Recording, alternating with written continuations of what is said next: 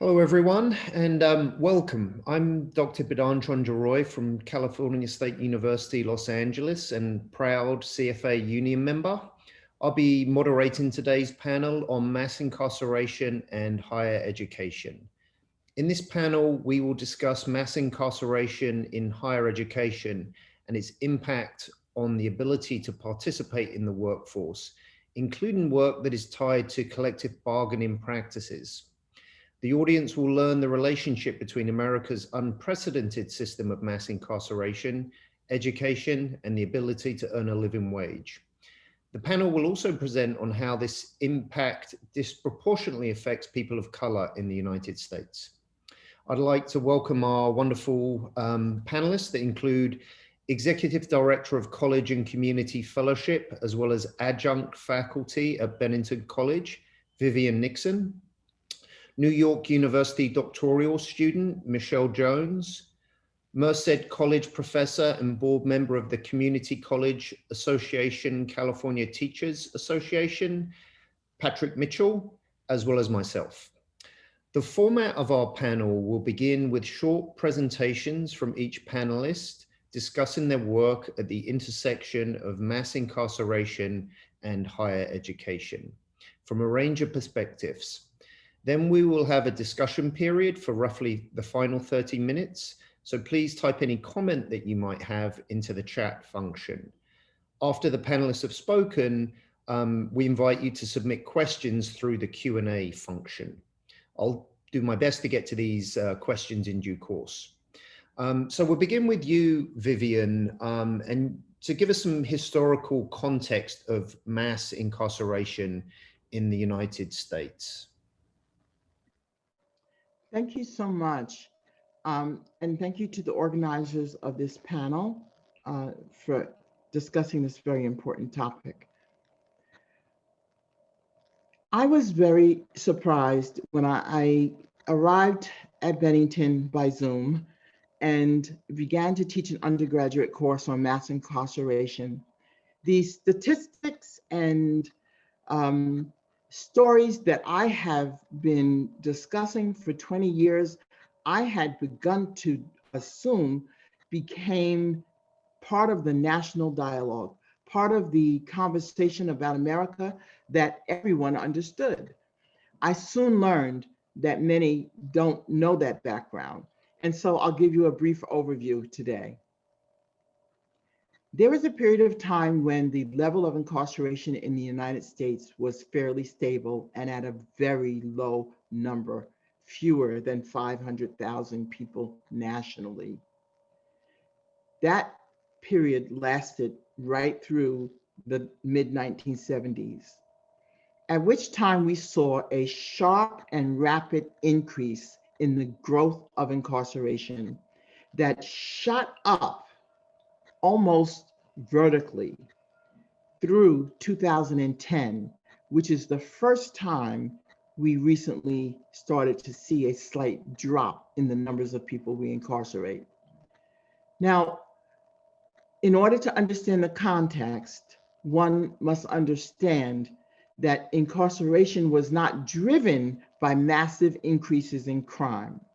It was driven by the types of crime for which incarceration became a remedy, and it was driven by changes in policing and prosecution and changes in the environment in which social services were stripped away from communities that had historically been marginalized, left behind, and under-resourced.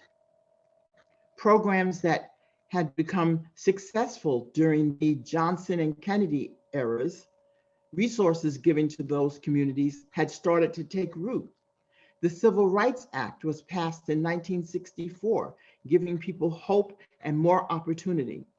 And as Elizabeth Hinton so wonderfully says in her book about mass incarceration and the war on poverty, the reaction to the successful achievement of communities that had been marginalized was to begin the rhetoric of tough on crime and tough on drugs. The incarceration rates did not impact all communities equally. People in Black and brown and poor communities are incarcerated at a much higher rate than those who are living in middle income areas and white areas.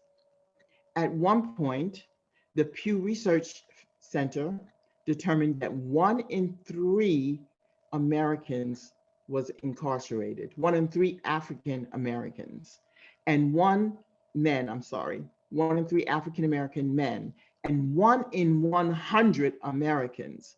That is an unprecedented number in the world. The United States has about 4% of the world's population and incarcerates about 25% of the world's prisoners.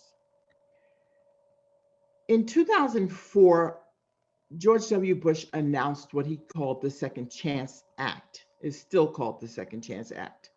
And that was after years of research done by people like Mark Maurer, Bruce Weston, Jeremy Travis, and others who discovered in the late 1990s that this was untenable, it was unsustainable, it was unjust. First of all, it was costing billions of dollars a year to incarcerate people, and only 5% of those who are incarcerated for serious violent crimes that are a threat to public safety. Others are incarcerated for property crimes, for substance use crimes associated with substance use, for mental illness, behaviors that are the result of mental illness. And so together, unilaterally across the aisle, across political differences, there was a decision that incarceration needed to be decreased. We needed to decarcerate. Today, that is still the trend. Recently, bipartisan legislation called the First Step Act was passed, but there was controversy around that issue. And here's where the controversy lies today.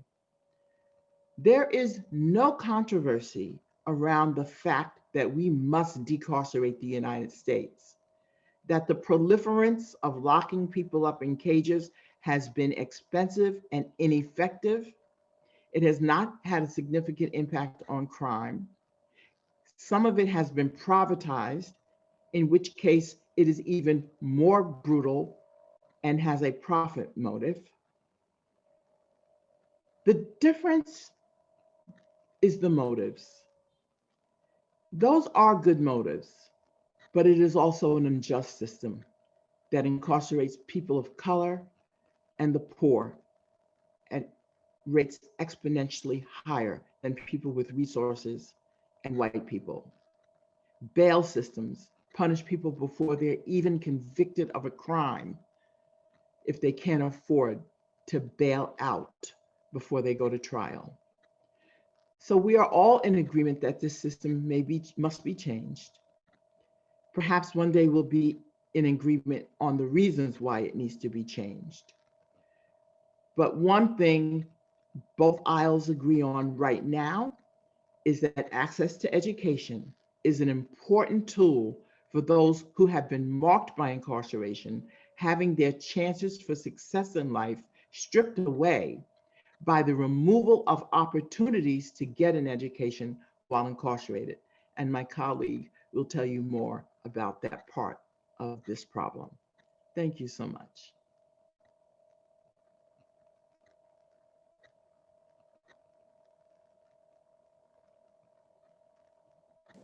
Thank you, Ms. Vivian. My name is Michelle Daniel Jones, and I'm gonna talk a little bit about higher education in prison. We know, as Ms. Vivian illustrated for us brilliantly, that there are 1 million plus people incarcerated. Higher education eligibility, according to the Vera Institute, is in the upwards of 400,000 people plus. So think about this. 400,000 people probably won't get access currently to a higher education program because it depends on if one exists in their facility. And then it also depends on if the student is interested. Currently, Most higher education programs and institutions capture 15 to 20% of that population. And they only happen with the combined effort of faculty, university administrations, Department of Correction, and the students themselves. Higher education and prison programs include faculty, tenured and non-tenured, adjuncts, postdocs, graduate assistants, etc. And so understand that higher education and prison programs, while rare, are critical to the lifeblood and access to resources and opportunity for incarcerated students. But there are particular challenges right now in this moment of a pandemic of COVID-19. If we can have the first slide. This is according to covidprisonproject.com as of October 14th. There was 147, almost 148,000 cases among incarcerated people in prisons due to COVID-19. There were over 1,200 deaths, and almost, over 29,000 of those cases were among staff, and there's been 70 recorded deaths of staff working in prisons. What is important to know is that this pandemic affects so many people in prisons and is recognized as one of the key areas of outbreaks that have occurred. So 39 of the 50 largest US COVID-19 outbreaks have occurred in carceral institutions. Further, we have a part of a project called mourningourlosses.org, and it has over 100 more memorials written from friends and families who have lost an incarcerated or formerly incarcerated person as a result of this pandemic. Recently, we held a memorial where we called out the names of over 1,500 people, men and women, who were lost to this virus. This pandemic, along with the challenges that already exist to getting access to higher education while incarcerated, has created situations that require all of the people who have stakes in this, in access to higher education, probably thinking outside the box. So if you look at the second slide, in order for students to complete semesters and in consideration of coming semesters, right? Thinking out of the box required thinking about what distance learning is and the options that are asynchronous and synchronous. Most of the options are asynchronous, realizing the fact that people are on full lockdown or semi-lockdown status for this entire pandemic. And a lot of people have talked about, well, they've got COVID, the phrase is they're tired of COVID. Well, imagine if you were locked in a 6x9 cell for 9 months and being tired of COVID. So those students who have access to higher education have been able to work with their staff in the custody and the facilities to come up with some options. Distance learning asynchronously means to transfer in-person courses to mail correspondence, making use of closed circuit televisions with pre-recorded lectures, conference calls, video calls, all assisted by staff. They have designated administrators to hand deliver materials or email them to facilities, which requires the effort and the work of DOC staff to distribute and return completed assignments. They've used connectnetwork.com and jpay.com and other similar email options to communicate directly with students. And they've also, across the country, people have been emailing materials back and forth through staff. Some locations have secure tablets, Chromebooks, and computer labs. And computer labs were downloaded, where assignments and work and books are downloaded with assignments, books, and notes from teachers. They've made use of discussion boards and other faculty management tools. Obviously, during a pandemic, distance learning that is synchronous is actual person to person real time via technology in a facility classroom, via Skype or some other video conferencing equipment. And in order to do that, it requires the work of everybody to get it done. But some universities are strained and are having major concerns about their budgets as a result of this pandemic. There are major budget cuts coming, faculty layoffs coming, and even a decline in enrollments. So we already understand that COVID-19 will likely change university policies, particularly with regard to higher education and prison programs, which are sometimes considered charitable endeavors by universities. Although there are some universities that see these programs as a part of their mission. Nevertheless, the question is, what will become of higher education and prison programs post-COVID-19? How many of them will survive? Of those that do, they will be doing so with extremely stretched resources.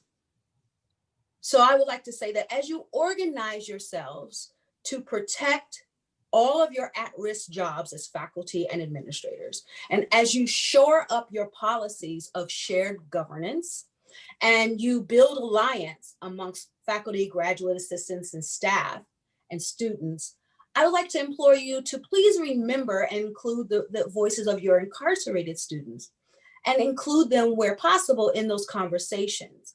Because as we understand, alliance is one where each party has input, and participation for incarcerated students is even more critical in a pandemic because they are sitting in cells on lockdown, full or partial lockdown for many, many, many weeks, right?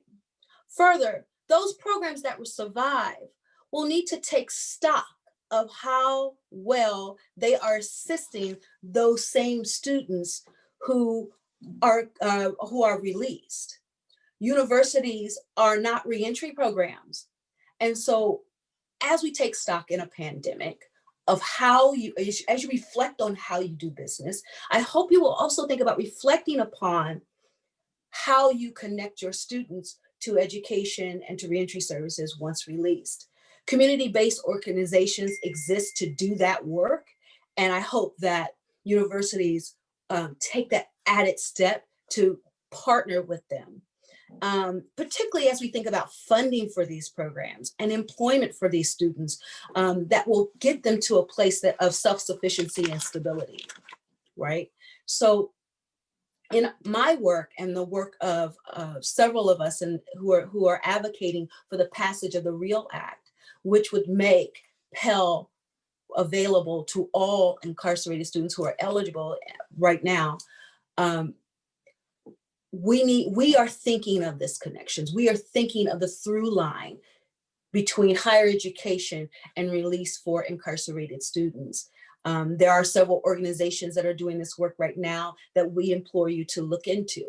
Hashtag Equity is Justice is doing this work, which is a collaboration of several advocacy organizations in the country, and the other organization is Unlock Higher Education, which is another collaboration. And we want you to be thinking about what is the long term, what is the through line process for your incarcerated students to facilitate their release and their success in a pandemic. Thank you. Thank you so much, Michelle. That was wonderful. Next, we have Patrick, who will discuss the unique challenges for faculty who teach in prison programs and how those challenges can be addressed through collective bargaining. Over to you, Patrick. All right, thank you, Bidan. Good morning or good afternoon, depending on where you are. Bidan, if you could bring up that next slide. Looks like there you go. Okay. So yes, as Bedan mentioned, I will be talking about bargaining working conditions for faculty teaching in inmate education programs, and I'll tell you a little bit in a minute how I got involved with that project. I am a professor of mathematics at Merced College in Merced, California, and I also sit on the board of directors for the Community College Association, which is the community college arm of the California Teachers Association. So if we could go to the next slide. All right, so the background is some community colleges in California have taught classes in prisons for many, many years. At my college, we really started getting into it, I'd say, in about 2015 or 2016. And I noticed through my work on the CCA board that it was also picking up steam all over the state. And I believe the impetus for that was that the state was offering money to colleges to develop those programs. Nevertheless, it's been a good outcome. We've seen some really great things happen in our inmate education programs at Merced College. We once a month honor a student of the month. And they get a little presentation in front of our board of trustees. So there was one month that the student of the month was an incarcerated student. So that was really exciting. And our board just loved to see that. We have a pretty vital Phi Theta Kappa program inside one of our prisons. So we see a lot of great things happening. At the same time, it became clear that the existing language that we had in our collective bargaining agreements, both at Merced College and throughout the state, were not sufficient to address many of the challenges that faculty see in those programs. And having nothing to do with the students, full disclosure, I have personally never taught in an inmate education program, but I hear from one faculty member after another that they're just some of the best dedicated students that they've had. So when it became clear that this insufficient language needed to be addressed, CCA formed a task force. I volunteered to chair that task force, even though, again, I have never taught in one of these programs. I found many faculty all over the state of California who either had taught in those programs or already had experience with writing good language that seemed to work for them. And we were able to complete our work in, I was trying to remember exactly when it was. Time has, at least for me, gotten very distorted this last year. So it's kind of hard to remember, but I believe it was between 2 and 3 years ago. Interestingly, that task force really got a jump on Zoom meetings. We were all over the state and we did meet over Zoom. So I had a little bit of a head start learning Zoom, which I am thankful for. If we could go to the next slide.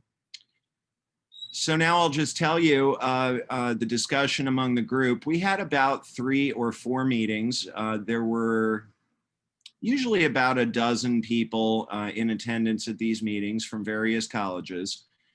And so the elements that we came up with for model contract language for faculty teaching in inmate education programs: number 1, prison teaching assignments must be voluntary. That's in the interest of everybody. Similar to, we also have language in our collective bargaining agreement at Merced College that distance ed teaching needs to be voluntary. That's gone a little bit out the window during the pandemic, but again, it's in the interest of everyone. Obviously, if you're a faculty member, you should be able to teach where you want to teach. And also, if you're placed in an environment that you don't want to be in, that's not good for your administration. It's not good for your students. It's not good for anybody. Next, this was one of the first earliest issues that we identified, was the issue of walk time, the time that it takes to get into and out of the facility. This can take as little as 15 minutes. It can take as long as an hour. And I should point out that at least at Merced College, most of the faculty who teach in these programs are part-time faculty. And in the state of California, part-time faculty are paid by the hour. And those hours are typically hours that they are in class. All right, so this time to get in and out of the prison was not being compensated. And also, if there's a lockdown in the facility and a faculty member, is stuck there for several hours, we discussed that also needs to be compensated. We talked about needing to build sufficient time into the faculty member's schedule to travel, either to and from the main campus or between different facilities. We have several faculty who teach at different facilities. Merced College runs inmate education programs both in a men's and a women's prison nearby, and we do have faculty who teach at both. And I wanted to emphasize that this really is a safety issue. If you're scheduling faculty to teach classes that are too close together and not giving them sufficient time to travel, that's an obvious safety issue. Faculty should be compensated at their regular rate for any training that is mandated by the prison. And we have that. I think all of these programs have that. Any costs associated with background checks must be covered by the district, and that includes the faculty member's time in getting them done. And then often faculty who teach in these programs have two sets of evaluations. They have their regular faculty evaluation, which is, I should mention, I'm sorry, I keep using the word district, which is not maybe standard language outside of California. In California, community colleges are organized into districts, sort of like K through 12 school districts. Merced College is a single college district, so I actually work for the Merced Community College District, which has exactly one college in two locations. We have, for example, in Los Angeles, I can't remember exactly how many colleges they have. I want to say it's around 7. So that's what I mean when I say district. So you have the regular faculty evaluation that's conducted by the district or by the college, which is used to make decisions about the faculty members' continued employment, promotions, et cetera. But then often the, the facility will conduct their own evaluations. And so we felt that it needed to be said in the collective bargaining agreement that those evaluations are for use by the facility only and are not to be used to make any decisions about the faculty member's employment. They should not go in the faculty member's personnel file. And then I just have a couple more if you go to the next slide. All right, mileage. This is another issue. Now at Merced College, I keep coming back to Merced College because it's the collective bargaining agreement I know the best. We have existing language in our contract that says if a faculty member has to teach in more than one location in a single day, that mileage between the two different locations is compensated. So language like that would already cover some of this. It would be a slight improvement to say what it says on the slide, that mileage in excess of what the faculty member would normally incur must be compensated. So for example, if the college that you teach at is 20 miles from your home, but the prison facility is 40 miles away, those extra 20 miles should be compensated. And then finally, this is something that I never would have thought of. And so I was happy to have the expertise of several faculty who had actually taught in these programs. As Michelle alluded to, the students' access to technology within a prison facility is not the same as what you can normally expect on a college campus. And so you might have to rework your course to make it a little more old school. All right. And we felt that this language should provide for prep time in order to rework those classes. So these are the major issues that are in our model language. I would be happy to send this model language to any faculty who would like to see it or would like to potentially use it. Sadly, I haven't heard a whole lot since the task force completed its work about how successful colleges have been in implementing this language. I did hear from one college, and it's actually one of the colleges that I represent on the CCA board. And my understanding was that they got the language in, basically the model language with very few changes. So I was happy to hear that. But if you would like a copy of this language, please feel free to email me. And actually, if you point your cell phone camera at that QR code, it should automatically populate my email address and a subject line that talks about the inmate education model language.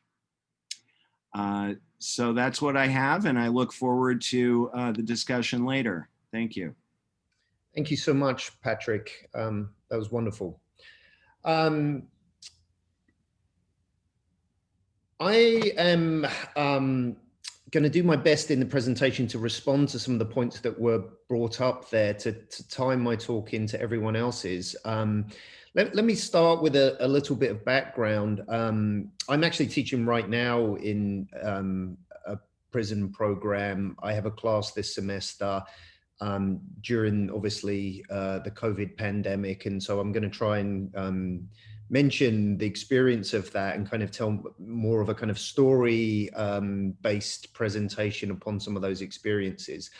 But I'll start with the, I'll start at the beginning. I first started going into prison as a volunteer around almost 10 years ago now, 9 or 10 years ago.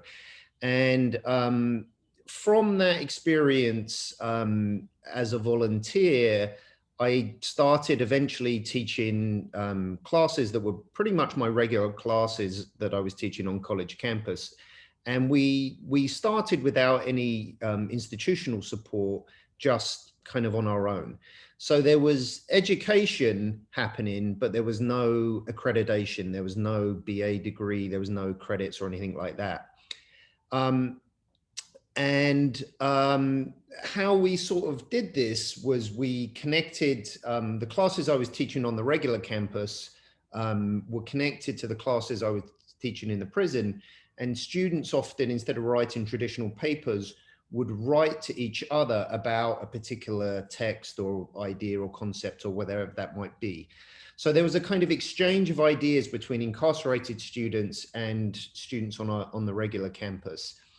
And I still do that today, but there's kind of sustainability issues about that. When you do that on top of your regular load as a professor, and the LA County prison is 2 hours away from the campus, you know, there's only so much you can do that on your own, and there's only so big the program can get, and it can get a little tiring. But more important than that was, even though I had kind of become a little, you know, question the institution I'm in and its motives and all that, all those kind of things that I'm sure a lot of faculty do in the institution you're in, with a kind of neoliberal shift of the educational model and seeing students as customers. So I wasn't necessarily at first too keen to get my university involved in supporting this. However, what I realized was, while a BA and the accreditation wasn't that important to me personally, because I'd already, you know, got a PhD and everything like that, to the men inside, the credits were really, really important in a way that I learned to comprehend from their perspective. For all kinds of reasons. Now, I should mention that most of the people in my class that we started with in our first official cohort, the BA program, had life without parole sentences, meaning And unfortunately, California is right up there on the top of the list, in the top 3 or 4 populations around the world of life without parole prisoners. So there wasn't the argument you could make to say, you know, that dominates California about recidivism being the reason that you educate someone in prison. We didn't have that with our kind of cohorts there. But nonetheless, it was incredibly important to all of our students to have these credits and to have this validation. And what I started to see was that the educational process there wasn't just about the credits for them, weren't just about the credits as we might think on the outside, but it was really a kind of act of reauthoring their lives and reimagine themselves and reintroducing themselves to their family. The accreditation gave value in some kind of way, and that gave me a new way of thinking about the institution. So I essentially went and spent a lot of time sort of lobbying administration to try and start a BA program in the prison. And at that time, and in fact, still today, we're the only BA program, face-to-face program in California in a prison. And luckily, my kind of pleas fell on some kind ears of the administration. Taffany Lim, our Director of Community Engagement, and our Vice President, Jose Gomez, really championed the project. And our president, who saw, you know, prides himself on community engagement as part of our mission of the campus, supported the program as well. And so for faculty that are kind of, I know a lot of faculty volunteer in prisons and want to kind of start this process. And the first kind of thing I'll say is to really just, you have to be relentless by badgering any administrator that will listen to you and not throw you out. And then the second thing that I really did was to use the discourse of community engagement that's now become a very kind of popular, trendy thing in a lot of US campuses, and to try and kind of take over that discourse and put prison education in that, to see prisoners as people that are part of our community and therefore deserve the services of our university, and not see it as somehow separate from the non-incarcerated community. So with all that said, we were able to start the BA program in the prison, which is an extraordinary amount of work on a day-to-day level. There's always something that goes wrong. And certainly a lot of the things that were mentioned in the earlier presentations, we experience on a sort of daily basis. Lockdowns, COVID has been very difficult.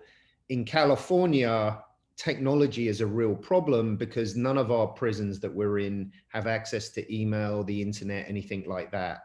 And we've bought and got a grant to put Chromebooks in the prisons for our students, but it's taken almost a year. They're still not up and running in there because of all the security things that the prison system, the CDCR in California, you know, kind of really uses an excuse not to implement these programs. There's a, you know, a kind of shift between what could happen in there and the will on the part of the corrections system to allow it in there. So, so there's been a lot of kind of negotiating on that level that pose problems to kind of things that seem very simple for us to do on the outside. But the main reason that we're doing this, and the main kind of desire and the main outcomes of this, have been a real fundamental change in how incarcerated people and incarcerated students have been seen within California.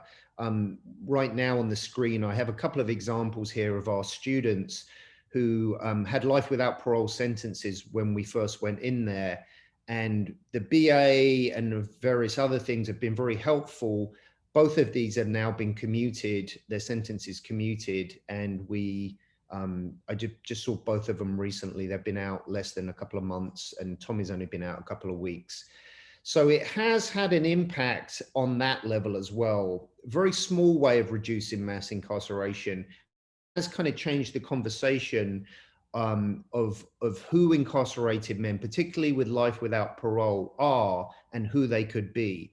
And there's been also a tremendous knock-on effect in their families. We have now family members that would, and daughters that would never, and sons that never imagined going to university, that now they see their father in a BA program in prison, and they're saying, well, if they can do it in prison, I can do it. So we've had a lot of students come to campus that are non-traditional students or kids of incarcerated men and women that have no history of college in their family, that have been inspired by their relatives to go to college, which has been a huge unexpected effect of this. So I'm going to leave it there because I think a lot of the rest of it can come up in conversation, and I want to bring back all the other panelists. So if you would turn your mics back on.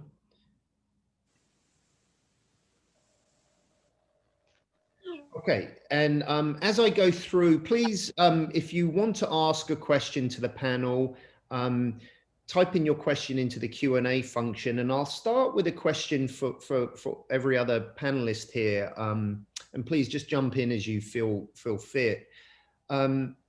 How does the idea of higher education connect to current conversations about criminal justice reforms that really are perhaps not dominating the news, but they're certainly circulating a lot right now at this particular moment? So how does higher education connect to that broader discourse that's happening right now? Well, in the context of the responses that we're seeing to structural racism and structural inequity that have been elevated by the proliferance of police violence, particularly against Black and brown bodies, there is a broader understanding and connection, a connection that many of us have always made, to the historical relationship between access to education and the ability to build political power and create societal change. So if you go all the way back to chattel slavery, one of the techniques of suppression was the legal denial of education to enslaved people. There were states where it was illegal to teach an enslaved person to read. That was to keep them suppressed and oppressed from communicating, from understanding the language. And as you move through time, you find other periods where educational access was legally disenfranchised or unequal, inadequate in certain communities as a tool of oppression.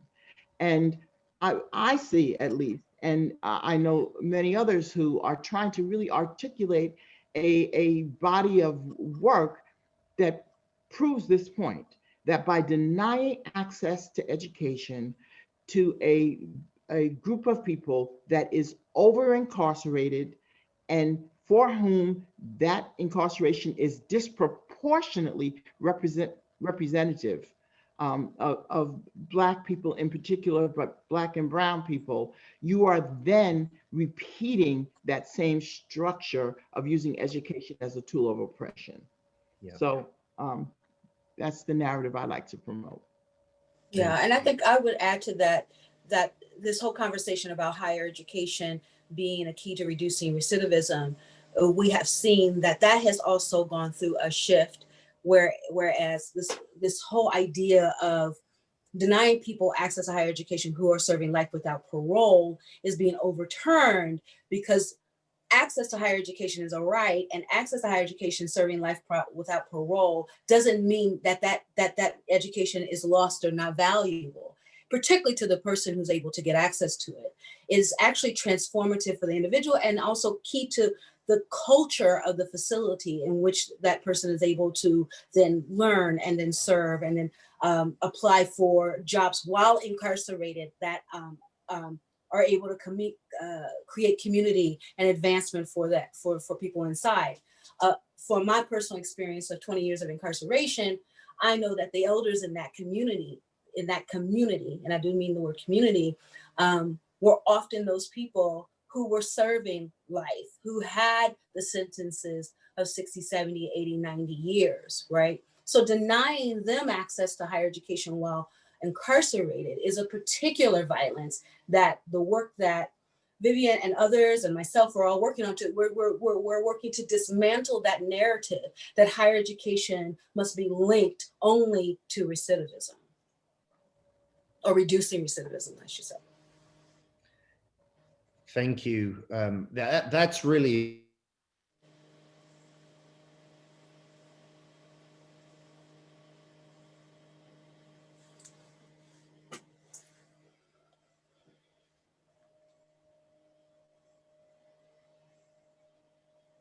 I'm frozen.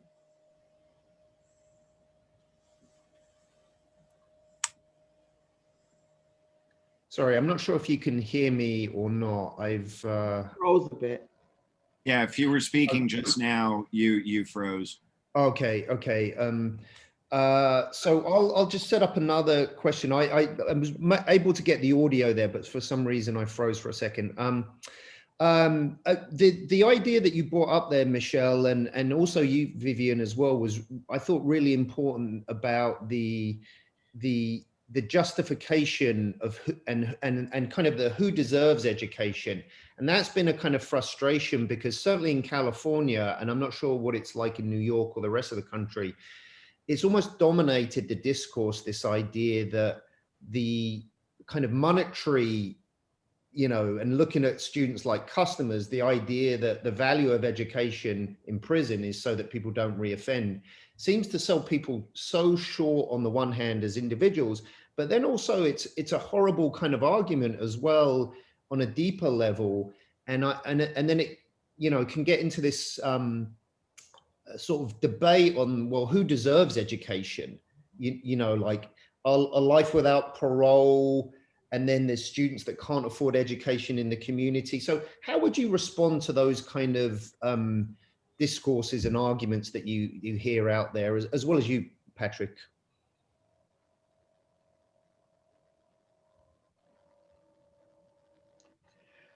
This is an age-old human way that we somehow try to separate people, whether it's the deserving and undeserving poor, the deserving and undeserving woman, the deserving and undeserving Black person, the deserving and undeserving prisoner, right? It's an old trope, and it's not uniquely American. We know that. Any sociologist knows that, any historian knows that. There's something about human nature that believes in the earning of the right to certain things in life. So that becomes a question, I think, of culture. It's a question of moral framing. And it tells me that an interdisciplinary, across the board conversation around incarceration will help to facilitate a change in that rhetoric, right? Yeah. If we can bring more voices to the table who embrace the changing the cultural narrative, who embrace concepts of spirituality and religion and the arts and all of these things that can influence this idea of separation of the deserving and undeserving. We even went as far during COVID, during this pandemic, as to decide who are the deserving and the undeserving in terms of protection from a disease. Like there was, for a while, it was like, well, it's only old people. And so what? Are they supposed to die because of negligence, because they're old, right? So yeah, it's a much bigger problem than incarceration. And it needs to be addressed interdisciplinary frames. Yeah. Yeah, when we heard those, I guess it was maybe in the early summer, the Lieutenant Governor of Texas, who said, "Oh well, any old people should be happy to sacrifice themselves for the economy." I was thinking, and these are the people that accused the previous president of wanting death panels. It was kind of ironic. Yeah, absolutely. And we have a question coming into the Q&A function. So thank you, Laura Murphy, for the question. So I'm going to read the question in its entirety for the panel. Thank you for your work in this wonderful panel. How are your programs funded? Our community college in New York State used to have a prison education program many years ago before I worked there, but I believe it ended when financial aid was no longer available for incarcerated students. There is interest in restarting it. What would you recommend regarding finding financial resources to restart it? Thank you. I can respond to that briefly. So, Laura, I don't know exactly how the community college system is organized in New York. Just to give you some perspective, before I taught in California, I taught in New Jersey. And in New Jersey, the community colleges are called county colleges because they all operate within a specific county. There's in-county and out-of-county tuition. So in New Jersey, the funding mostly came from the counties. There was some funding from the state. In California, the community college system is very much a state system.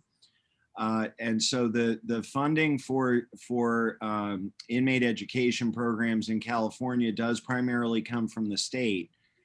So what I would recommend is that you lobby your legislature to get that funding for your colleges and for the other community colleges throughout New York. And that's something that, you know, your statewide faculty union,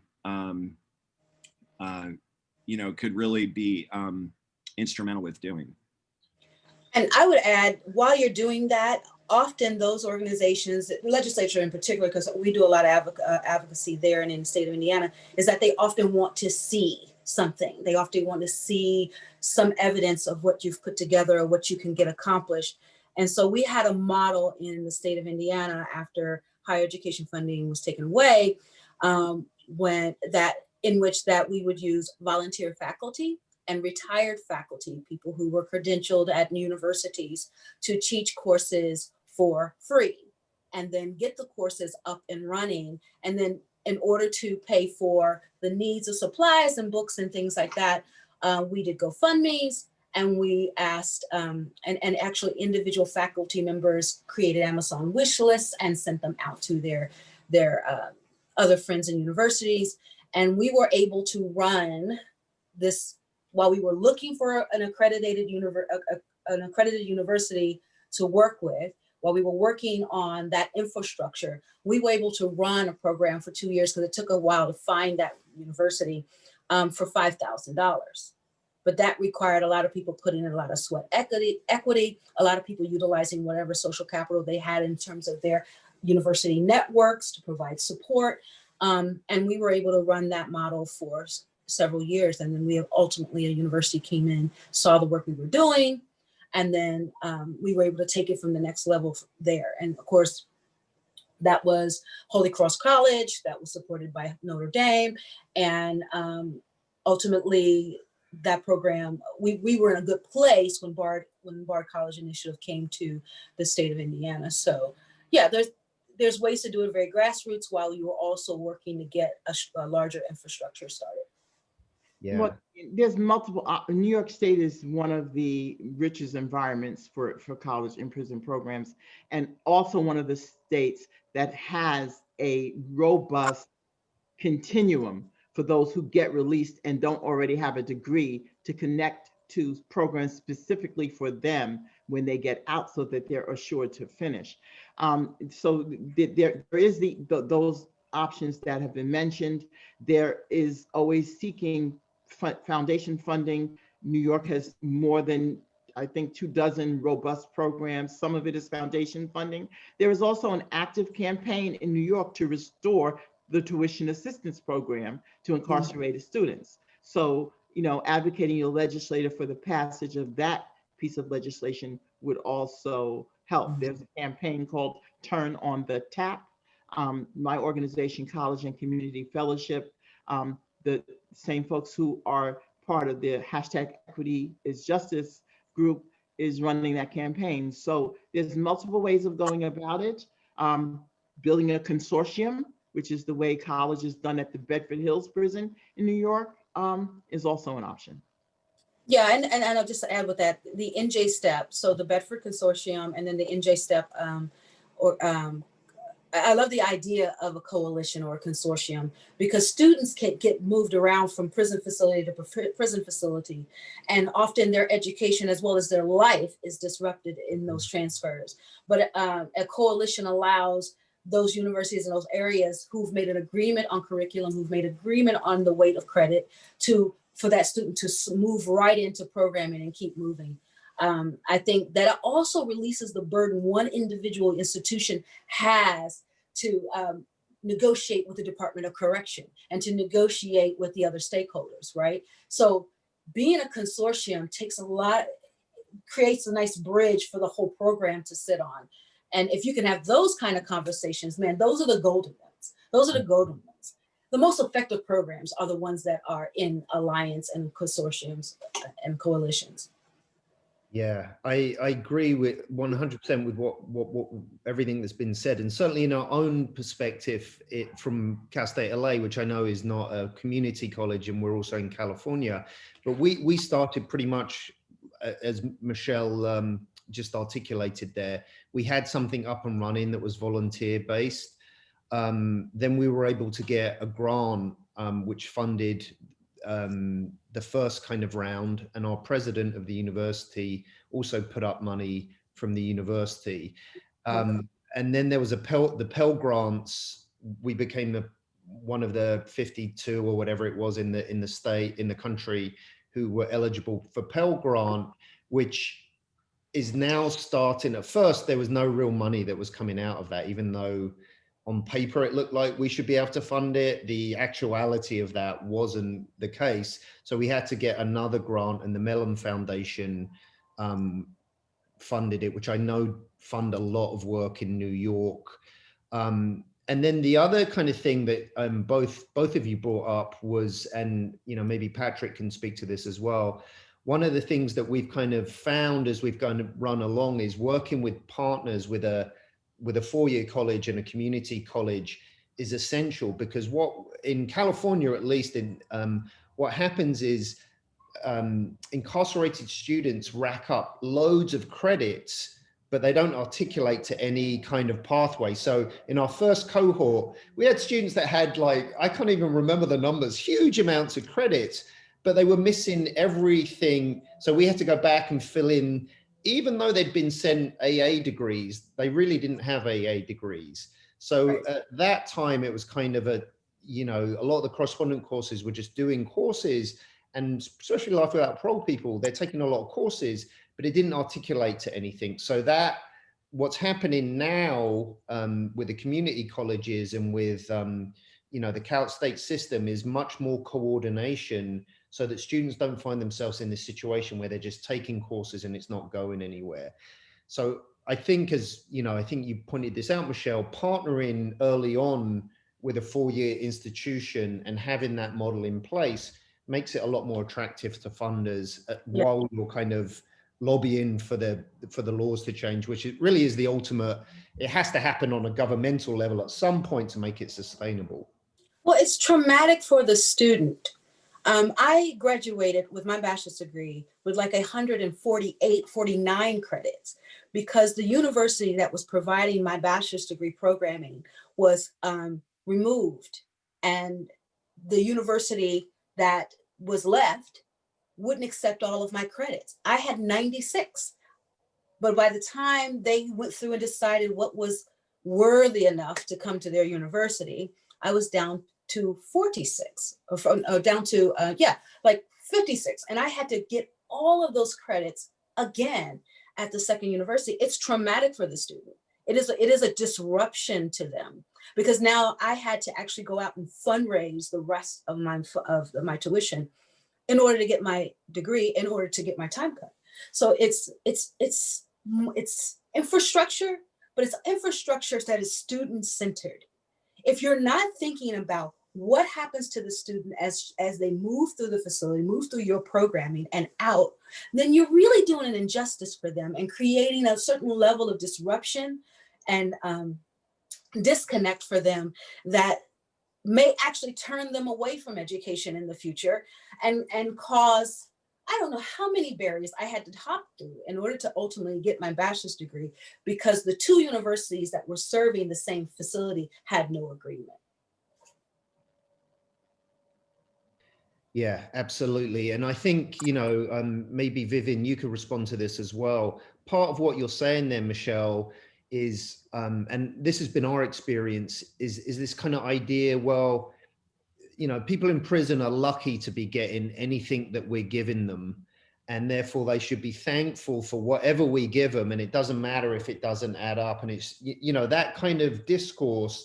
And so I think in a way, there's that kind of more prior question before all this of like recognizing people as part of your community, as students, just students. And this is one of the kind of battles we've had with certain private colleges in California who have inside out programs in prison, but don't want the incarcerated students to go to their campus once they get out. One of the kind of things we've been very adamant about at Cal State LA is they are our students. They happen to be incarcerated. And so that it's a little bit different how we do the classes, but they're our students and they have all the rights of all the students on campus. And so that kind of cultural work, both within the institution and the community, is also kind of important to respond to that. Right? Critical. The penchant for punishment negate, for me, it is lawlessness unto the law itself, which is a phrase that I love that I picked up from Khalil Gibran Muhammad, that if the law says that the appropriate and adjudicated sentence for your crime is the loss of your freedom for a number of years, why are we imposing all these extra punishments? You can't be educated, you can't vote when you get home, you can't live in public housing, you can't. These are all extra punishments outside of the framework of the adjudicated court case, which is lawlessness. So yeah, this is very much a cultural issue about our penchant for punishment in the United States and our misinterpretation of the tenets of our Judeo-Christian foundations. Right. Yeah, the need to in which to have a group of people in which to measure yourself against, to always assign more worthiness to yourself than others. It has to be built in order to be validated. Yeah, you're right. Yeah. I wanted to kind of follow up with a more connected to Laura's question, but maybe a bit more, practical in terms of the implementation, in terms of, and maybe Patrick, you could respond to this. I don't know if you've written any language, but there's a kind of set of rules within the correctional institution that not only are different to the rules of the campus and the culture of the campus, but can also sometimes be in conflict with it. And I'm wondering if you've had any experiences of faculty. For example, in our program, we've had a couple of faculty that have had their prison cards taken away from them for reasons that are really ridiculous reasons. In California prisons, overfamiliarity is a big thing. And it's very gendered how that's administered. If a woman is just being friendly, it can be seen as overfamiliar. And so what we found is, with a couple of instances where women have had cards taken away, really for no fault of their own, that's out of our power, but it kind of can open you to a grievance on the campus level, because it's not a legitimate reason to tell someone they can't teach in prison within the union rules. I'm wondering if you've thought about that in your language, or how you would respond to that, and whether there's been, Vivian and Michelle, if you've had experience of this as well. That was not an issue. I expect that this model language document will probably, end up being sort of a living, breathing thing as we run into some of these issues. But yes, there are certainly times when the regular rules of the campus conflict with the rules inside the facility. there was kind of a feeling among the task force that as long as those rules inside the facility are for an obvious practical reason, that we weren't going to make too much of a fuss about that. But that, what you just cited there, would be an example where, yes, I would say that even though it was taking away the prison card for overfamiliarity was something that the prison did, ultimately the district as one's employer has to be the one to answer for that. So I can't say that we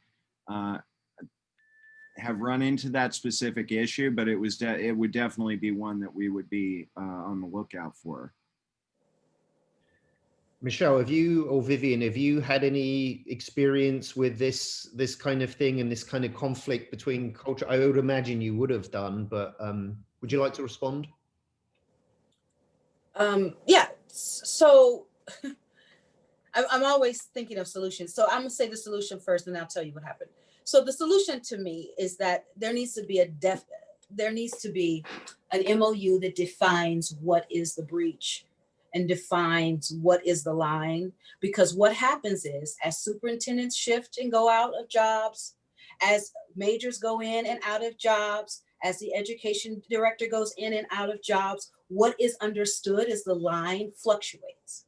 And it creates, again, another level of disruption and precarity for the incarcerated person, because they don't know what's the line at any given time. So an MOU between the school and the facility, Department of Correction large, that clearly delineates the line.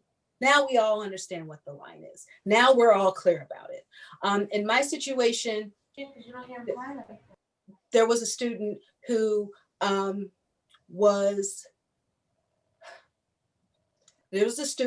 sexually violated. She told that to the teacher. The teacher took it upon herself to write down a physical description of the bruise and bruises on the body of the person that they showed, and reported that. The Department of Correction ruled that was out of the scope and the line of the faculty person, and that person was gate locked and escorted off the grounds, never to return again, right? And the student was put in lock. Okay, so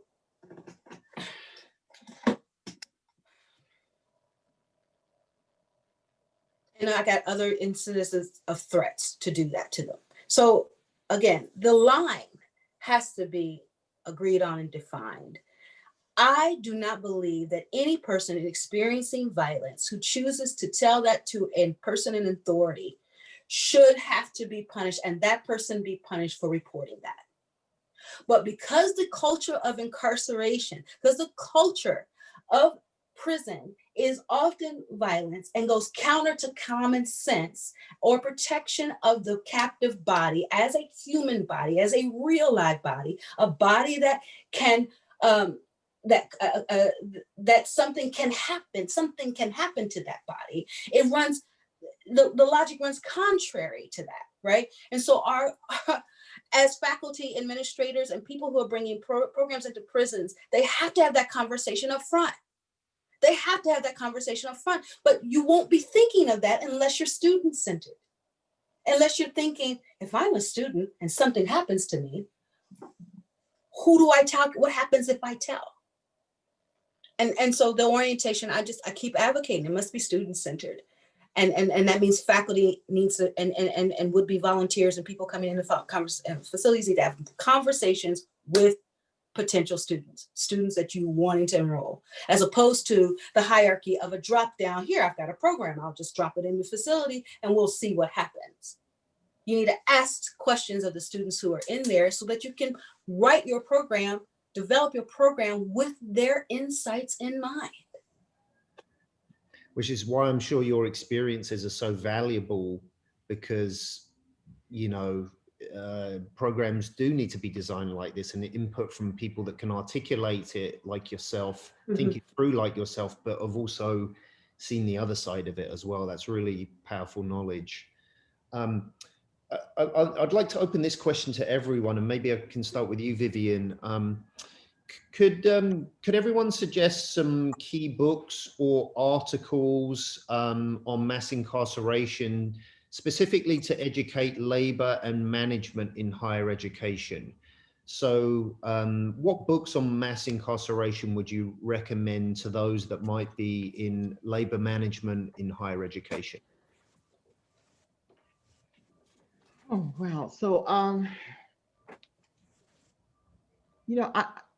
there are so many like basic primers. I think that everybody should understand the structural problems with our criminal justice system. So not just understanding the data and the numbers and how many people are incarcerated. So I would start with Michelle Alexander's The New Jim Crow. I might even go backwards and read the updated version of Race to Incarcerate by Mark Maurer, because he does kind of bring a different perspective to it. And I would also read books about education and its relationship to liberation.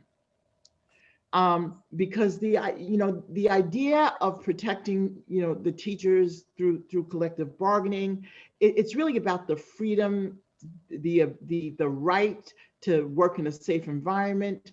And when you read the books that are written about the relationship between education and freedom, you understand the freedom of everybody in the mix, and you can be student centered, as Michelle talked about. So I would read Paulo Freire. I would read Bell Hook's Teaching to Transgress. That is like number one, because the idea of going into the prison to teach the opposite of to transgress, to teach to tame, to teach to suppress is not what we should be doing. So those are the places I would start. Great suggestion. Frantz Fanon, and don't read Frantz Fanon too. Yeah, and I love I love those books that you suggested. So you can tell we're nerds, and since we love books. A couple I could say off the bat is All Day by Lisa Jessie Peterson. She was a faculty member and went into Rikers, and she wrote an amazing book about her experiences there. One of my faculty members from the state of Indiana is Kelsey Kaufman, and she wrote an interesting book about prison officers and their world, which gets you a look into the pressures that the carceral system brings down on incarcerated people, as well as the people who work within them. I would also say Prison Power: How Prison Influenced the Movement for Black Liberation by Lisa Corrigan. There's just so many, and I would definitely say The Meaning of Freedom by Angela Davis. Freedom is a constant struggle, because we want to understand how Black liberation theory and Black liberation theology, theory, is key to understanding how you can be in a captive carceral space and help your students achieve liberation, achieve transformation. You are a co-conspirator working from the inside out for their liberation. So, Dan Berger's Captive Nation, Black Prison Organizing in the Civil Rights Era. We already mentioned Condemnation of Blackness by Khalil Gibran. And then there's many, many more, but the bottom line is to understand what you are. You are a faculty member or as faculty staff or support staff going into a prison to help people liberate themselves, help people transform themselves from the inside out. That is not the work of the carceral state. You are a co-conspirator. You are working for their freedom while they are captive.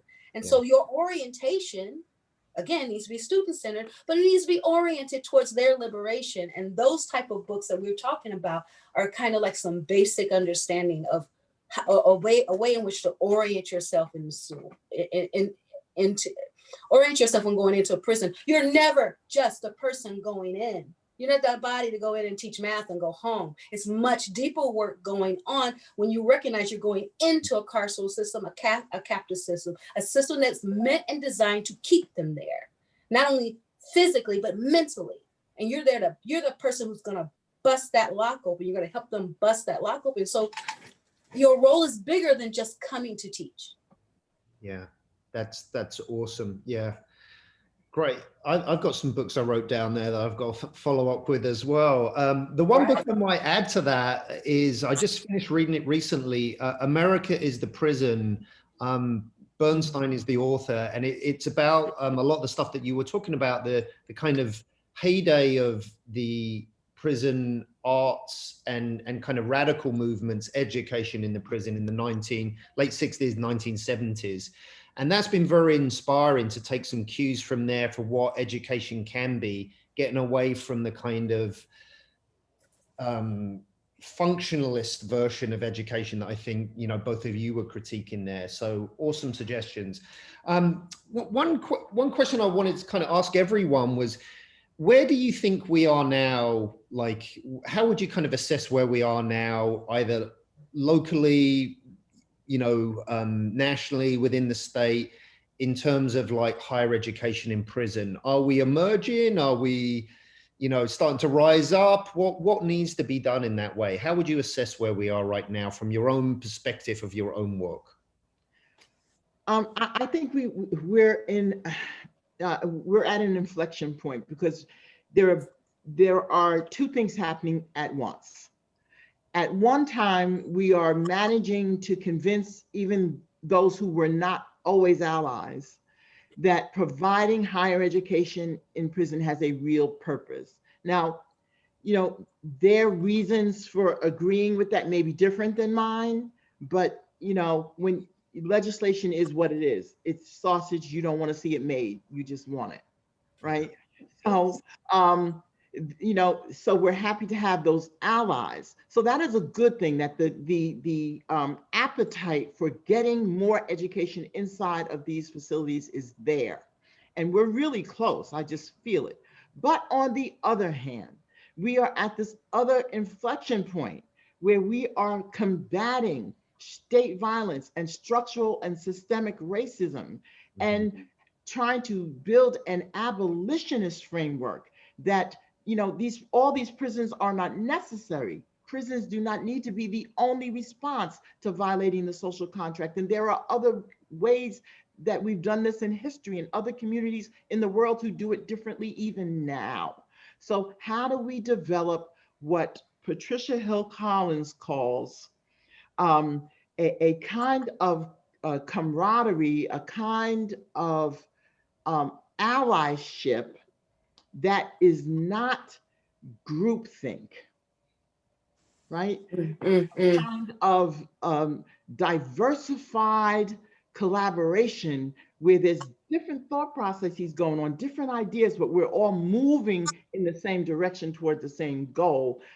It really should not be the idea that to work inside of a prison to improve those conditions is anti-abolitionist. It really is a destructuring behavior, especially if you do it from the point of view that we're talking about. So I think, yeah, that's what we need. We need those spaces where we can be allies and have that not necessarily be groupthink. Yeah. Yeah, I totally agree with that. And I think that, and in so doing that, then everybody gets to excel, right? Because right now it is, I don't know if you guys get this. If you're sitting in a facility and your higher education program is gone or on the brink of leaving, it's a COVID, you don't know if it's coming back, you don't know what's going to happen to you. It is a hard place to live. It is a hard place on a day-to-day to live with that uncertainty, uncertainty of like, what's going to happen to me, right? And so moving towards an abolitionist framework in everything that we are doing, though people are coming at it from different perspectives, says that we are still progressing towards it. So even if the program takes a step back, it'll still come back because it's valued, everyone agrees with it. It may come back differently, but it's going to come back, and we can still feel ourselves moving forward. As I've said to many times before, I only as an abolitionist, there's only two things that I believe should ever be added to the existing carceral state. And that is full access to higher education while incarcerated, and the creation of powerful, emphasize powerful, external oversight mechanisms that are non-government and nonpartisan. Because at the end of the day, even the best student, if she's being sexually assaulted, if she is being robbed, if she is being harmed mentally and emotionally while incarcerated, it's very hard for her to do her best in the classroom. So we have to have external oversight mechanisms inside these facilities where our state dollars are going that can look inside and have and see what's really happening and provide a safe space for incarcerated people to tell without retaliation, without retribution. Because we will do everything to keep a higher education in prison programming. We will be going through hell on the housing units, on the yard, in the stairwells. We will be going through it to keep this light shining in our facilities.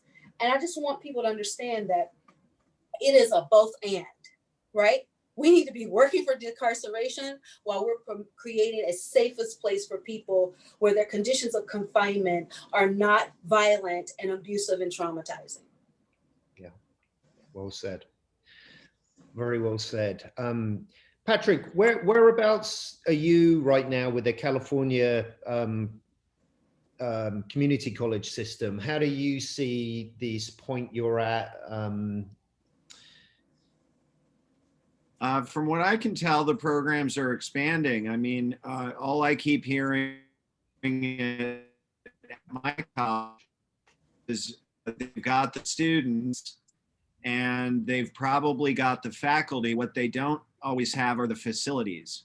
So the institutions only have a certain number of classrooms, and for a while that was putting the cap on what we were able to offer at my college. And the other thing that's helpful, and this goes back to something we were talking about before, how do we make sure that when a student gets into a bachelor's program that their credits will articulate. And so in the state of California, we have associate's degrees for transfer. So the community colleges design the courses and everything so that we know they will articulate to California State University, for example. So it's really helpful that we have that in place. The only thing we need to try to do is get the private universities a little bit better in sync. But for a student who wants to start in a community college and finish at a CSU, we have a really good system in place for that. Great, thank you. We've only got a minute left, so I'm going to give Vivian and Michelle the last word. Can you give a call to action for those that might be listening that want to get involved? What would you say to them? Go online, check out the coalitions that are working on these issues, the Unlock Higher Ed Coalition, the hashtag Equity is Justice hashtag is on Twitter, and we're always doing panels on Facebook. There's so many groups around the country working on this issue. And make sure that if you are a person who communicates with your legislative officials, that you let them know you are in favor of providing higher education to incarcerated people. Thank you. We're almost 1 second here, Michelle. Last word. Sure. I would just say that those people who got out who were originally sentenced to LWOP, I would like for them to contact Unlock Higher Ed and hashtag Equity is Justice, because those people need to be speaking to their constituents in Washington, because the conviction is not their outcome. And so they need to be able to stand and say, higher education needs to be available in prisons because look at me, for all of us, for our quality of life, for my access, right? Because otherwise, people who are serving LWOP will lose their access to higher education while incarcerated. Well, thank you so much. You've been a wonderful panel. It's been an honor to be on with you all. Thank you. Thank you. It was great. Thank you all. Great conversation. Yeah, great. Bye-bye. Thank you. Bye-bye.